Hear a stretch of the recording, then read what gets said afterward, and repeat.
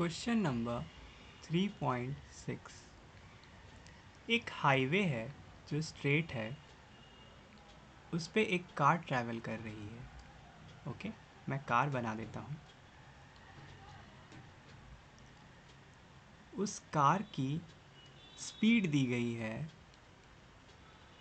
126 kilometre per hour.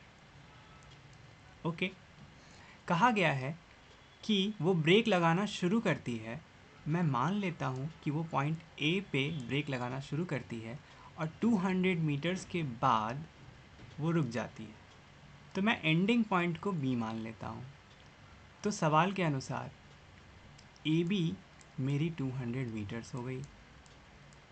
Okay, ठीक है। अब सवाल ये है कि मुझे एक्सेलरेशन निकालना है उन 200 मीटर के बीच का, और टाइम भी निकालना है कि ए से बी तक ट्रैवल करने में उसे कितना समय लगा। ठीक है, सबसे पहले कोऑर्डिनेट एक्सिस बना लेते हैं क्योंकि वेक्टर नोटेशन करना है। मैं राइट साइड को प्लस एक्स मान रहा हूँ, लेफ़्ट साइड को माइनस एक्स मान रहा हूँ। अभी वाई एक्सिस की ज़रूरत नहीं है। ठीक है, ए पॉइंट पे उसने क्योंकि ब्रेक लगाना शुरू किया तो उस टाइम पे इनिशियल वेलोसिटी जो कि यू ए से डिनोट होगी वो मैं 126 ही मान रहा हूँ। ओके, क्योंकि वेलोसिटी धीरे धीरे कम होगी, उस पॉइंट पे उतनी ही रहेगी। इसको मीटर पर सेकंड में चेंज कर लेते हैं। 126 किलोमीटर को मीटर में चेंज करने के लिए 1000 से मल्टीप्लाई करना पड़ेगा, और क्योंकि नीचे आवर है उसको सेकेंड्स में चेंज करने के लिए 3600 से मल्टीप्लाई करना होगा। यही 1000/36 5/18 होता है। मैं लिख देता हूँ।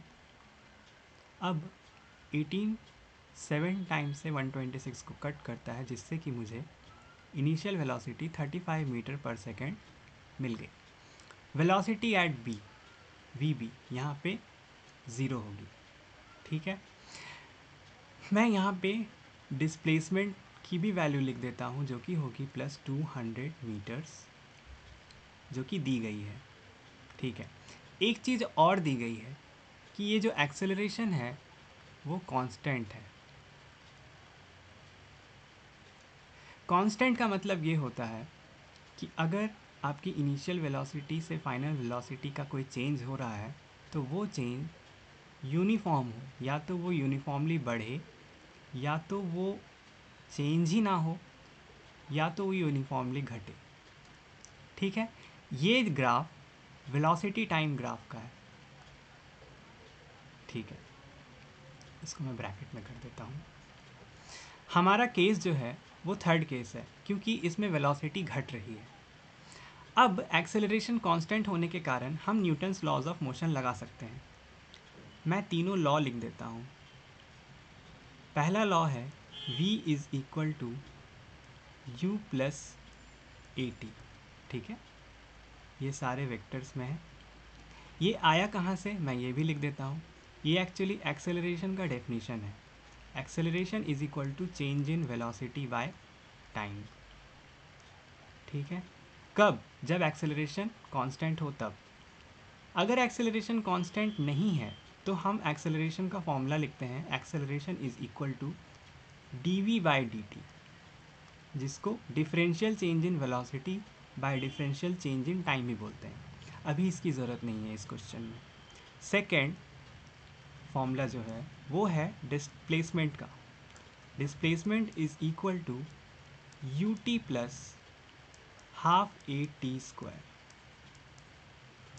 ओके, ये कहाँ से आया, ये भी डिस्प्लेसमेंट के डेफिनेशन से ही आया।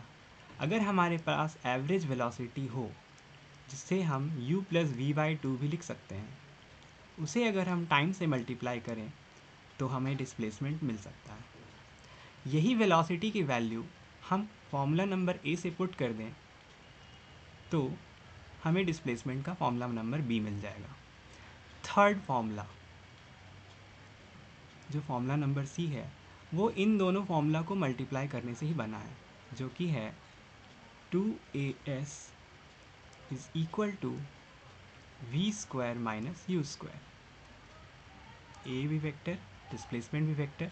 We square u square vector जैसा बिहेव नहीं करता है, इसलिए मैंने उसके ऊपर एरो नहीं दी है। नाउ क्योंकि हमें टाइम नहीं दिया हुआ है, ना ही एक्सेलरेशन दिया हुआ है, तो हम सबसे पहले फॉर्मूला नंबर सी यूज़ करते हैं, जो कि है 2as is equal to v square minus u square. Okay, values put कर देते हैं। 2 into a into 200 is equal to 0 square minus 35 square. यहाँ से ए की वैल्यू मिल जाती है, जो ए से बी तक का वैल्यू मिलेगा,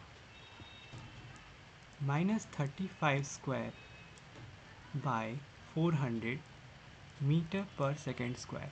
ये माइनस ये बताता है कि हमारा एक्सेलरेशन का डायरेक्शन नेगेटिव एक्स एक्सिस की ओर है। इसे अगर हम और सॉल्व करें तो 25 से दोनों कैंसिल हो जाएंगे, मिलेगा -49 divided by 16 metre per second square. ठीक है, ओके। अब टाइम निकालने के लिए हम पहला वाला फॉर्मूला यूज़ करते हैं, formula number A. v is equal to u plus a t. Values put कर देते हैं। 0 इज़ इक्वल टू u हुआ मेरा 35 प्लस एक्सेलरेशन के लिए -49/16 इंटू टी। इसको रीअरेंज करने के बाद हमें मिलेगा 49/16 टी इज़ इक्वल टू 35। यहाँ से t की वैल्यू मिल जाएगी, t A B will be 35/49 into 16, जो कि होगा 7 से दोनों कटेंगे, 7 5 जा 35, 7 7 जा 49, 16 5 जा 80/7 सेकेंड्स। डन।